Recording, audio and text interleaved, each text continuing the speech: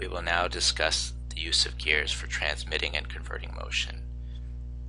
For example, a set of gears can be used to change the speed with which an input shaft causes an output shaft to rotate. It can change the amount of torque being transmitted by a shaft.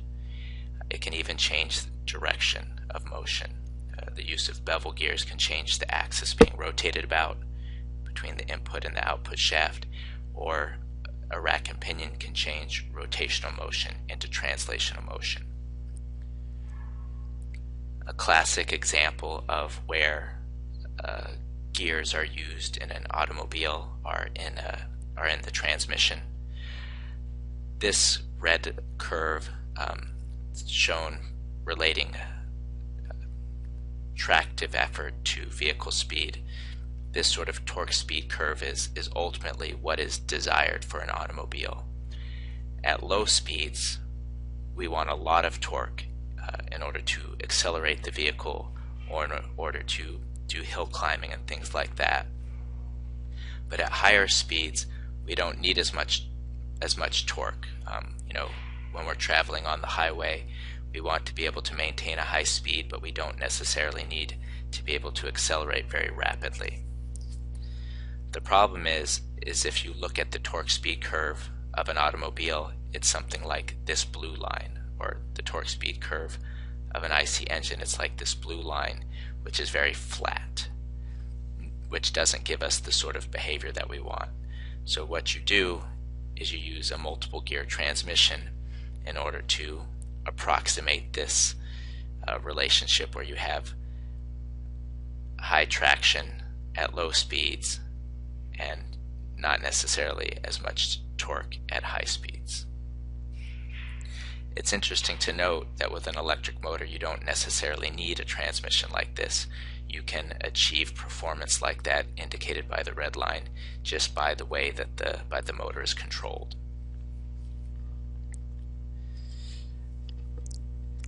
The simplest gear train is just a single input gear driving a single output gear.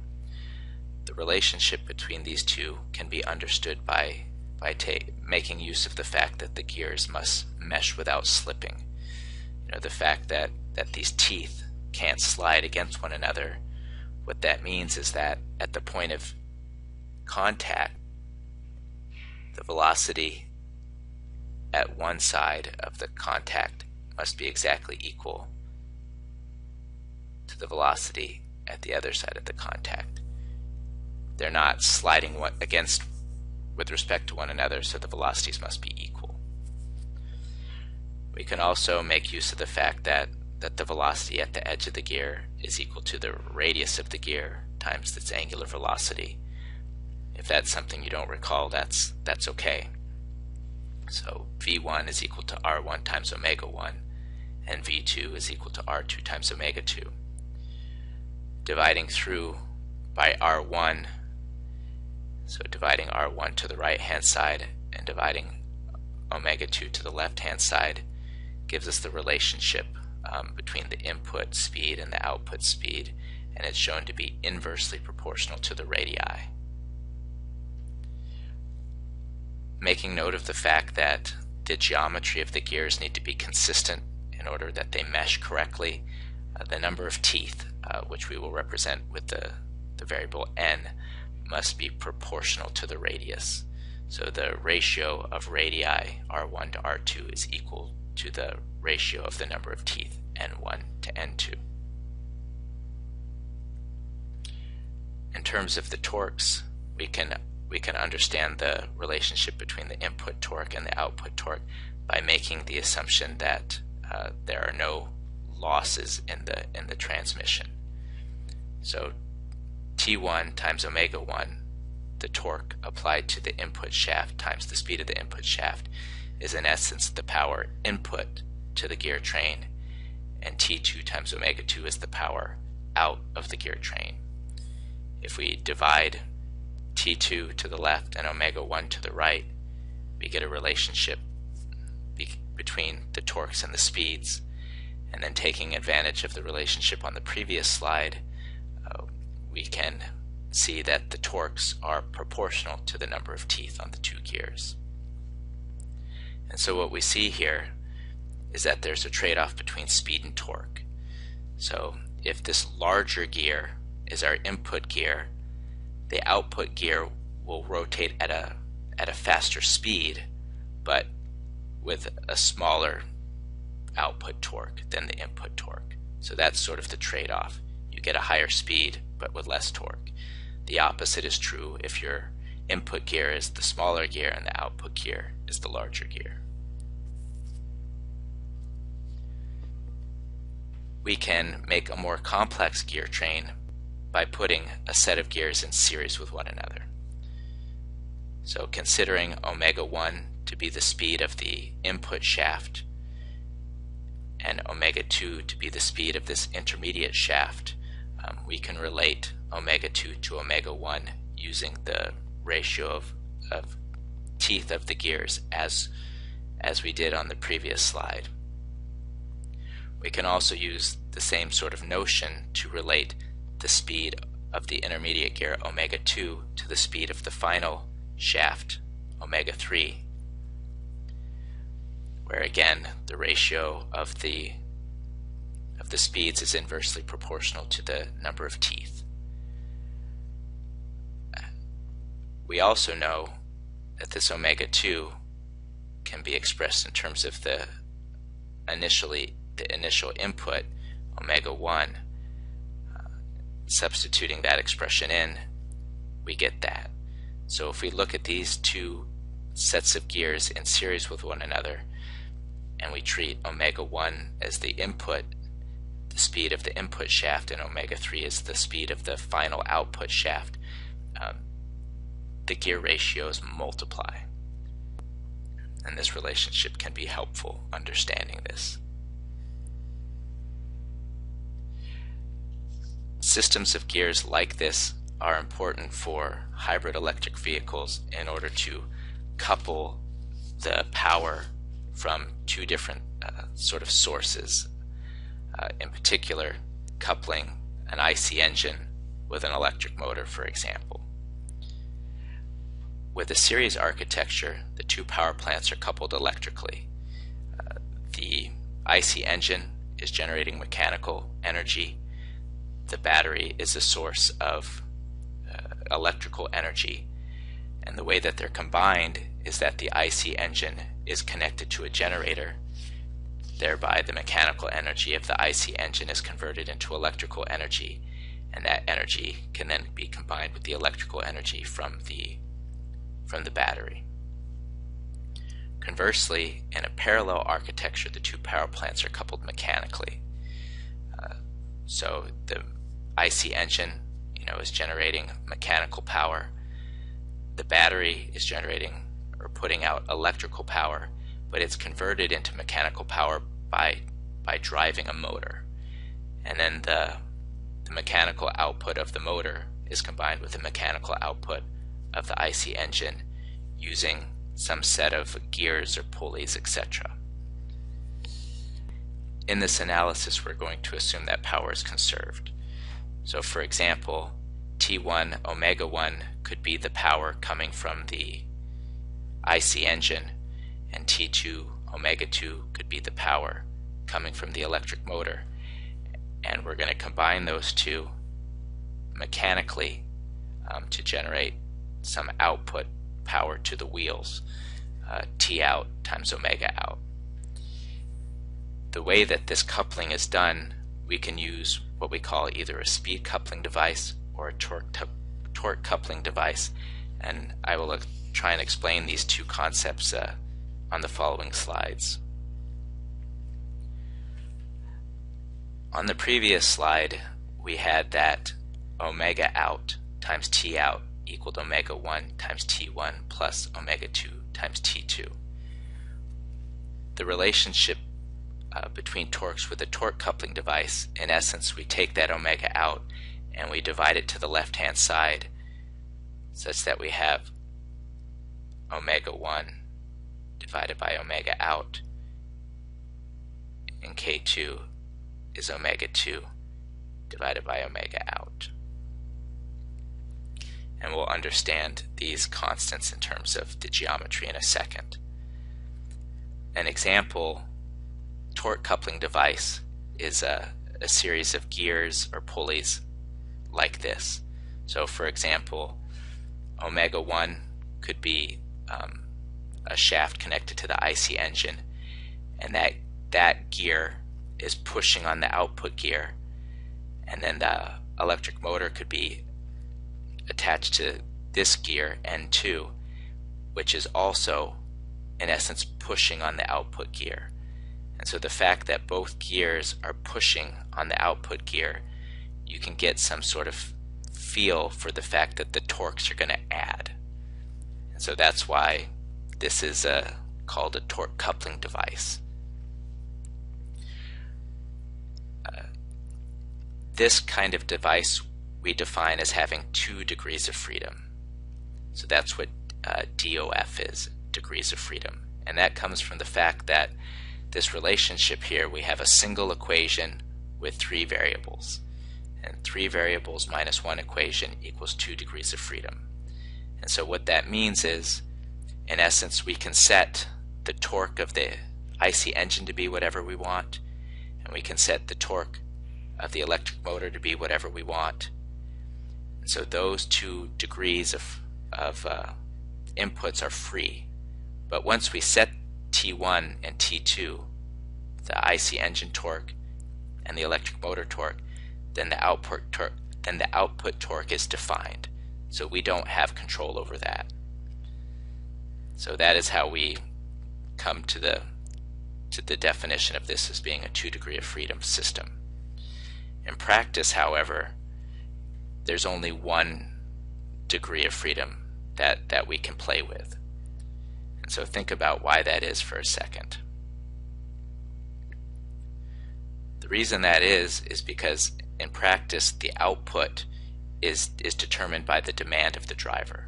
When the driver steps on the gas, when he steps on the accelerator pedal, he is in essence requesting a certain amount of torque at the wheels. And so T out is chosen by the driver. Therefore, we can choose the IC engine to be whatever we want, but then in order to get the output requested by the driver, then that completely determines what the torque generated by the electric motor must be. So we can define one of the 2, but then the other one will be constrained by what the driver is requesting. Looking at this relationship between omega 1 and omega out and omega 2 and omega out, we have again this sort of fact that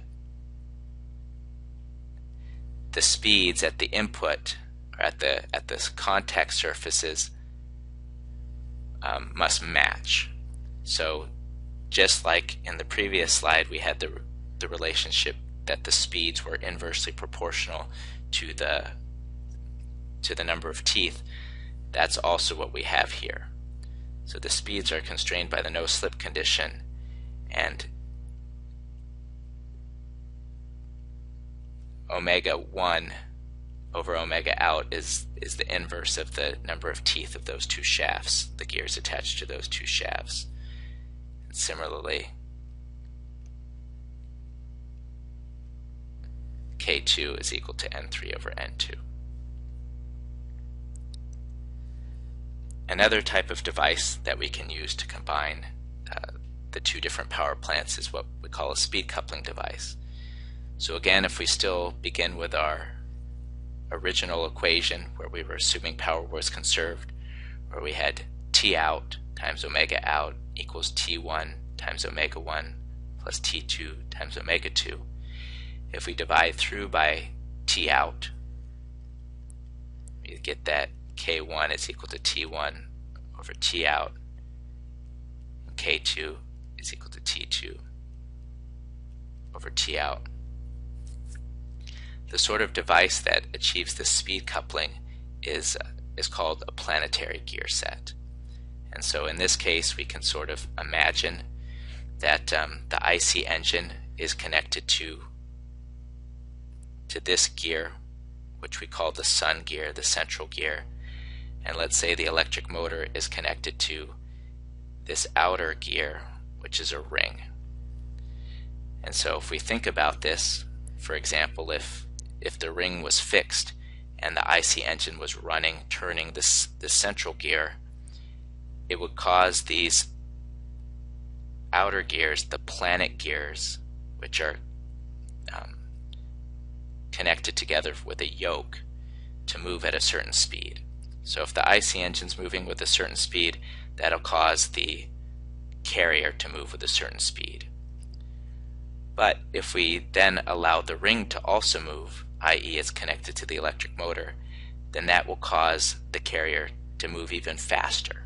So if you have the sun spinning and the ring spinning, then those two speeds add, in essence. And so that gives some sense of why this is what we call a speed coupling device. The relationships between the various speeds of these different gears again goes back to this no-slip condition, where the velocities at the point of interface must be equal because the gears mesh without slipping. And we won't go through it in this class, but you can derive these relationships by using this no-slip condition and the geometry of the system. The torques are constrained by power conservation as we defined up here. In general, you can combine a system to have both a torque coupling device and a speed coupling device. However, you can only use one at a time unless you add an extra power plant. So for example, you could have a system with a speed coupling device and a torque coupling device, and you could operate them one at a time, perhaps using a clutch or something like that. But if you want to use them both at the same time, then you need to add another power plant. A common sort of architecture that combines the use of a speed coupling device and a torque coupling device using an extra power plant, which in this case is just another electric motor, which we'll call a generator, is shown here. And this is typical of what we would call a parallel series implementation. And it basically, by including both with this extra power plant, you get the advantages of a parallel architecture and a series architecture. You get 2 degrees of freedom as opposed to just the 1 degree of freedom that the individual architectures offer you. In essence, you can operate the engine and the motor independent of one another and independent of what is being requested at the wheels.